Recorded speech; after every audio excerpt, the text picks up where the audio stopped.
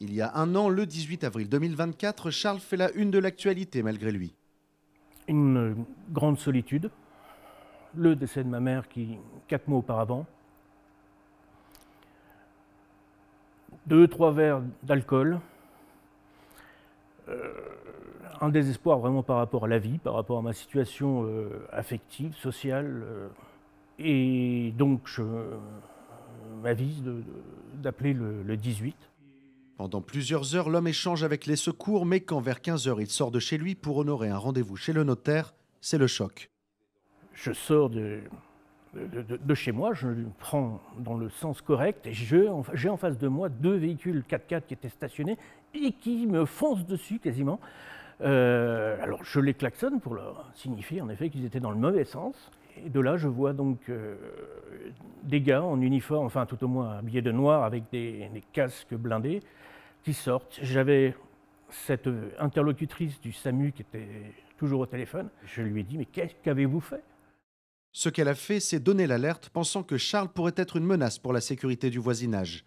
Depuis plusieurs heures, le GIGN cerne sa maison avant de procéder à son arrestation, une situation encore inexplicable pour le quinquagénaire. La personne au téléphone m'a demandé quels étaient mes hobbies. Et innocemment, j'ai dit que j'étais en train de confectionner un poêle roquette. Est-ce que le mot roquette, dans sa tête, a déclenché quelque chose? Est-ce qu'elle a appuyé sur le bouton rouge à ce moment-là? Je ne saurais pas vous dire. Les médias le présentent alors comme un homme menaçant de faire exploser sa maison, une version contredite par les enregistrements d'appels téléphoniques au secours auxquels nous avons eu accès. Désormais, Charles souffre de l'image qui lui a été donnée. Travaillant dans mon jardin, les personnes qui passent, tiens, voilà monsieur, boum boum, c'est pas très plaisant. Et en effet, comme je ne suis pas quelqu'un de très expansif, ça m'a fait me replier encore un peu plus sur moi-même. Aujourd'hui, son avocat réclame des excuses et la restitution des objets saisis lors de la perquisition, alors même que les poursuites ont été abandonnées.